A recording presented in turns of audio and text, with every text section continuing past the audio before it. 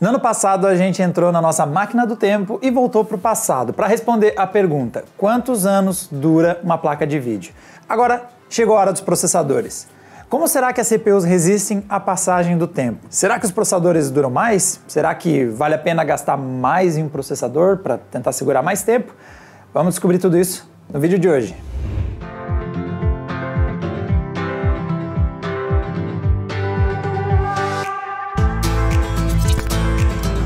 Aposto que muita gente que está acompanhando esse vídeo está aí tomando decisões de compra, está de olho quantos anos vai poder comprar um processador, não vai ter que trocar, se gasta mais ou menos. Então eu tenho outra dica para ajudar vocês aqui, que são os grupos de WhatsApp e de Telegram do Adrenaline. Então através deles nós mandamos para vocês as principais ofertas que a gente vai encontrando ao longo do dia. Então apareceu alguma coisinha com preço legal, a gente manda direto para o seu celular. Para entrar nos grupos é só pular na descrição do vídeo, tem lá um link como faz para você se inscrever neles. Nós testamos pelo menos 2 jogos lançados por ano, de 2015 até 2022, para ver como os processadores desempenharam ao longo dos últimos 7 anos. Para esse vídeo nós escolhemos 6 modelos de processadores lançados entre 2012 e 2014. São 3 CPUs do lado vermelho da força, da AMD, e também 3 CPUs do lado Intel. Novamente a gente escolheu por segmentos, partindo do segmento de entrada, o intermediário e por fim o modelo topo de linha disponível na época. Os modelos que nós separamos aqui foram os Intel Core i3 4150, um modelo lançado no primeiro semestre lá de 2014 por $117, então um modelo de entrada. A AMD, o representante de entrada é o FX 4170, esse é um pouquinho mais velho, lançado em 2012. Um detalhe, ele é o único da série 4000 dos FX porque é o único que a gente tem. A gente não tem os processadores de entrada FX mais atualizados, então acabamos tendo que com esse modelinho um pouquinho mais antigo. Depois, indo para o segmento intermediário, nós temos o Intel Core i5 4570, que chegou custando quase $200 e, inclusive, no primeiro semestre de 2013 e também pode ter sido a opção de muita gente na época para um processador, para um PC gamer. O Core i5 costuma ser referência nesse segmento, muita gente deve ter montado a sua máquina baseado nele. Do lado FX, o intermediário é o FX 6300, que tem um preço de lançamento de $132 em outubro de 2012, e inclusive ele chegou a participar de alguns vídeos do PC Baratinho alguns anos depois. É um processador que apareceu no mercado brasileiro por preços bem baixos, a gente usou ele várias vezes na série do PC Baratinho. E por fim, indo para os high-end de cada uma das marcas, nós temos o Intel Core i7 4790K, foi lançado por $350, porque já houve uma época que o processador topo de linha era $300, lançado no começo de 2014 e vai ser do lado AMD, nós escolhemos o AMD FX 8370. Ele foi lançado em setembro de 2014 por $200. Com quase uma década de avanços tecnológicos desde o lançamento desses modelos até hoje, é bom a gente falar que as arquiteturas elas são bem diferentes. Então é bom a gente destacar um pouquinho as diferenças do que estava disponível na época versus o que vocês encontram nos processadores mais atuais. Começando pela AMD, ela usa uma estrutura que é baseada nos Bulldozer, então uma combinação, uma arquitetura usada inclusive em várias gerações de consoles, PlayStation e Xbox, e ela tinha como característica compartilhar entre 2 núcleos uma série de estruturas. Então você tinha, por exemplo, cache compartilhado, você também tinha a parte de entrada de dados também era compartilhada entre 2 núcleos e isso impactava negativamente na performance, especialmente o single thread desses processadores, ele penava bastante por conta disso. Já a Intel não mudou tanto até a 11ª geração, então o que nós vamos ver aqui nesses modelos da 4ª geração Core é algo que fica muito semelhante até a 11ª geração, que é quando a gente tem a maior mudança, que é quando entraria a 12ª geração e os núcleos híbridos, né? Aquelas estruturas de processadores de performance e processadores de eficiência, mas não é tão diferente o que vai estar na 4ª geração, comparado com o que era usado até a 11ª geração, com, claro, evoluções de arquitetura, então não é o mesmo nível de performance, tem ganhos de geração em geração. Grande vantagem para os Intel Core é que eles têm uma performance muito mais alta por thread comparado com os rivais FX, então em alguns momentos vocês vão ver os AMD FX com mais núcleos e mais threads, mas em contrapartida o single core dos Intel Core é muito mais alto. Para garantir que os processadores serão a limitação de performance do sistema, nós utilizamos a nossa bancada com uma NVIDIA GeForce RTX 3080 Ti, modelo Founders, e com memórias operando a 2133 MHz. Que eu sei que para os padrões de hoje está parecendo meio lento, mas eu juro para vocês, essas bancadas são baseadas em DDR3 e 2133 é bem rápida para DDR3. Nos testes nós usamos a resolução 1080p com gráficos no Ultra, algo que a 3080 não vai ter nenhuma dificuldade de entregar. E aqui um ponto importante, além da média nós vamos abordar o 1%. O processador insuficiente para jogos às vezes até apresenta uma média aceitável, porém ele roda de forma muito instável. O 1% low, ou percentil 99, como vocês preferirem, nos ajuda a captar esses momentos críticos de perda de desempenho, mas que eles são muito localizados. E por conta disso, eles acabam sendo escondidos pelas médias. A gente já falou isso num vídeo. Vocês podem, se quiserem ver com mais detalhes essa técnica da estatística e por que ela é importante, para esse vídeo é bastante relevante 1%, porque às vezes os processadores até estão entregando uma média legal, mas vocês vão ver que eles estão engasgando de tempos em tempos e tornam a experiência muito ruim. Então, partiu para os testes. Bom, começando ali por 2015, já dá para ver que alguns modelos de entrada, tanto da AMD quanto da Intel, já começam a sofrer e não atingem nem sequer 60 quadros de média. E 1% ali na casa dos 30 FPS já mostra que o jogo não está rodando de forma tão estável. Ou seja, já no início, os competidores mais fracos não têm tanta performance e, como vocês podem ver, o futuro deles não vai ser muito longo.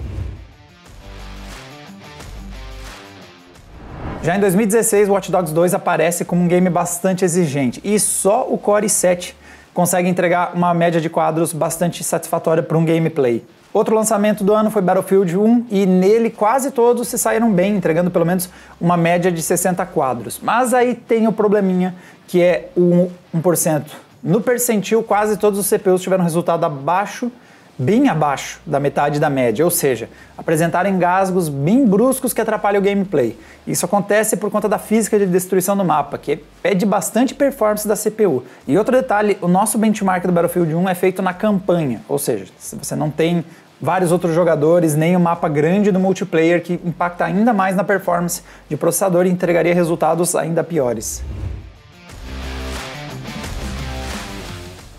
Em 2017, a boa notícia foi Shadow of War, que conseguiu, né, mostrou que os processadores ainda tinham capacidade de rodar esse teste. Esse RPG de mundo aberto rodou tranquilo em todos os nossos competidores e conseguiu entregar uma média acima dos 70 frames, com 1% em patamares aceitáveis, acima dos 50 FPS. Mas Assassin's Creed Origins mostra que a história pode ser bem diferente no mesmo ano.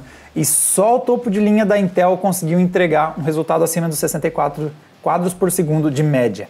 A série Assassin's Creed, e principalmente os mapas amplos que a série vem trazendo nos seus lançamentos mais recentes, costuma apresentar uma estabilidade bem grande, especialmente uma carga em cima dos processadores. Então não tem nada que nos surpreende aqui.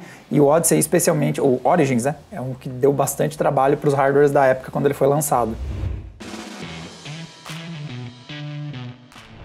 Para saber como foi a performance desses modelos em 2018, nós rodamos uma trinca de games. Tivemos Shadow of the Tomb Raider, Forza Horizon 4 e o Assassin's Creed Odyssey.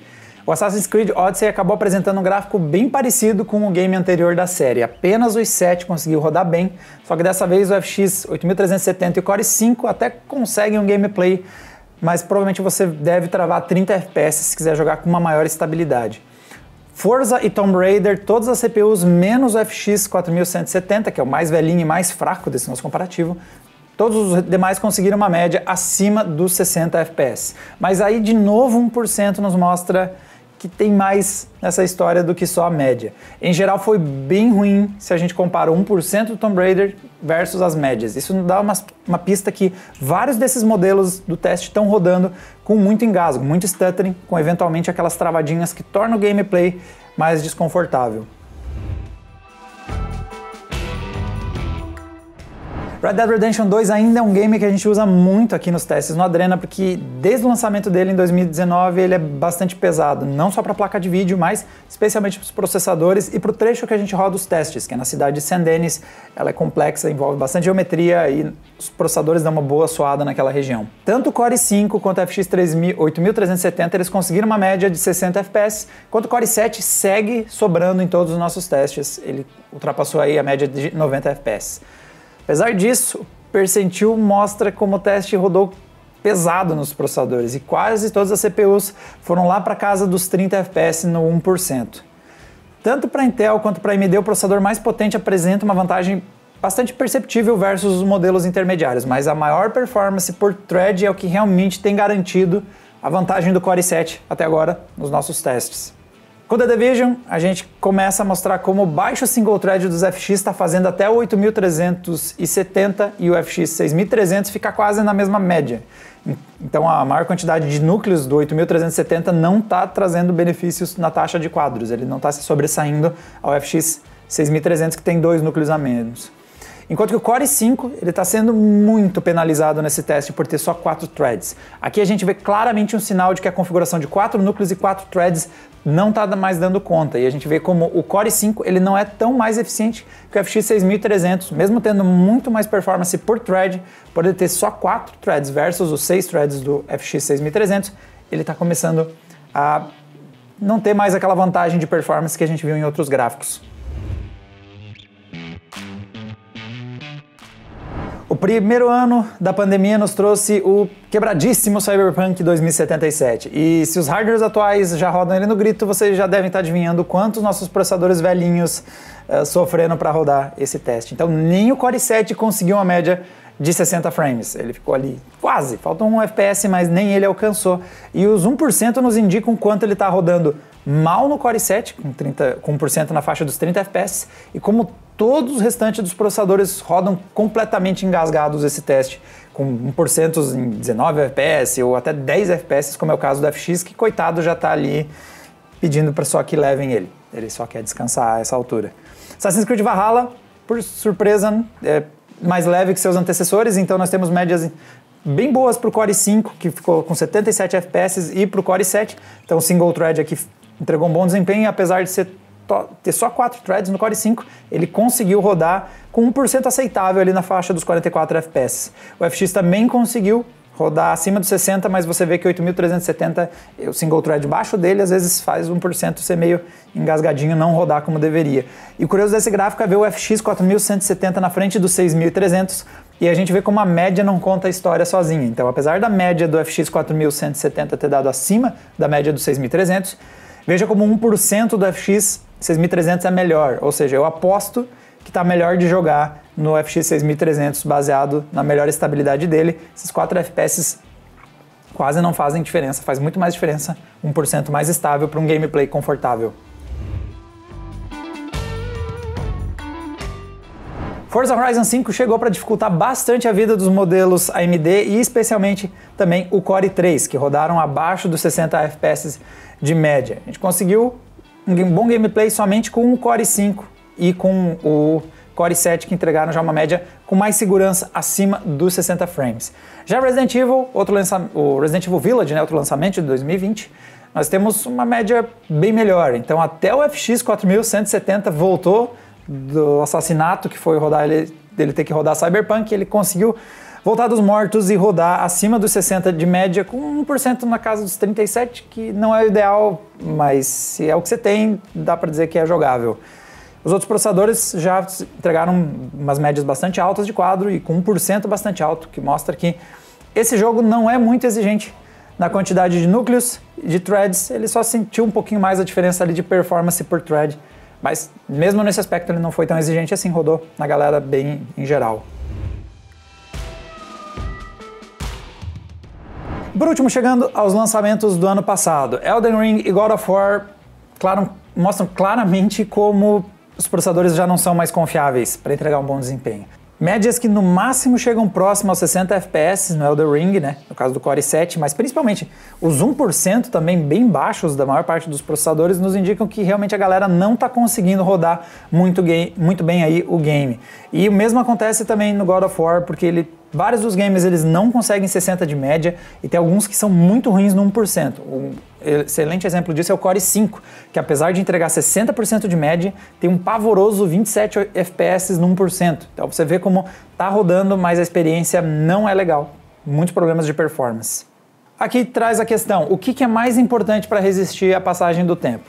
Mais núcleos ou mais performance por thread? Nesse teste ficou evidente que a resposta é as duas coisas. Quem melhor resistiu à passagem do tempo foi o Intel Core i5, o Core i7 4790K, que ele se destaca tanto pela performance que ele tem por thread, também pela quantidade de threads. Ele tem 8 ao total, 4 núcleos e 8 threads.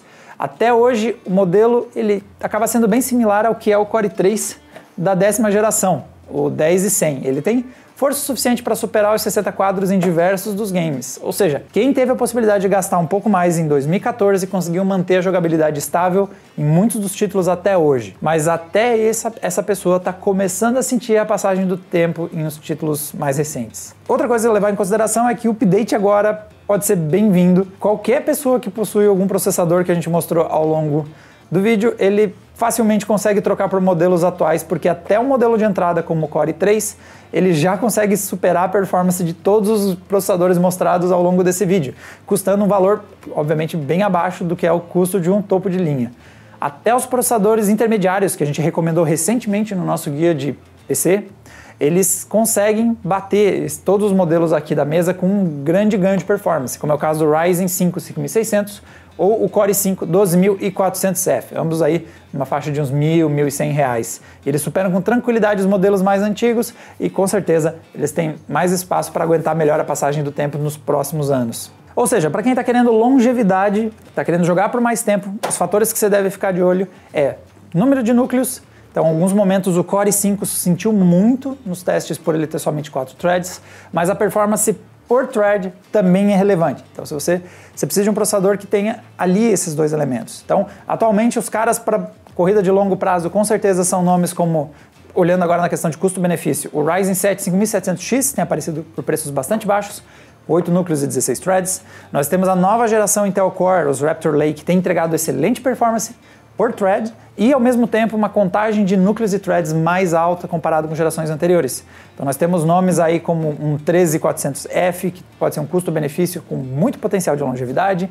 E, obviamente, se você comprar um Core i5, um 3600K ou um 3700K, a tendência é que esses caras, que têm muita performance por thread e muitos núcleos, segure vários anos. Mas tudo isso, galera, isso é futurologia. É algo que definitivamente não se deve fazer, ou pelo menos não devia. Compartilhar aqui a hashtag no chat. 2030, um 5800X vai estar rodando qualquer jogo ainda. Não. 2030. Aí cobrou. Valendo quanto, Kerber?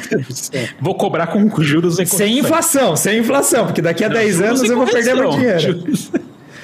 Kerber entregando a casa dele, né? Tipo, então, perdi a aposta, né? Um fardinho da cerveja da preferência de vocês aí, que esse treco vai rodar qualquer jogo em 2030. Não, beleza. 2030. Cobrem em 2030 aí, por favor. Galera, eu já cometi esse erro. Eu joguei as minhas fichas nesse cara aqui, o Ryzen 7 5800X. Uns 2 anos atrás eu achei que ele fosse um processador para jogar aí por uns 10 anos. É um bom palpite, porque tem 8 núcleos, 16 threads, muitos núcleos e threads. Tem uma boa performance por núcleo, então graças à arquitetura nova do Zen 3. Tem outra coisa que ajuda ele, que é o fato de que é a arquitetura que é baseada nos consoles, PlayStation 5 e Xbox Series. Então tem vários argumentos em favor, baseado no que a gente viu nesse artigo aqui. Tem argumento aqui para acreditar que esse cara também vai segurar por muito tempo, mas ainda faltam 7 anos. Eu prometi até 2030, então Ryzen 7, só faltam mais 7 anos, por favor, não me decepcione. Galera, para mais vídeos, vocês podem conferir aí, assina o canal para vocês ficarem sabendo quando a gente decidir testar outros hardwares, tipo, literalmente isso aqui tinha pó, tá? A gente quando decidir tirar alguma coisa dos nossos estoques e fazer esse tipo de artigo, e também nós temos os gráficos completos, para quem quiser ver em mais detalhes. Na descrição do vídeo tem um link que leva vocês para o artigo em texto lá no adrenaline.com.br. E a gente se vê numa próxima. Tchau, tchau!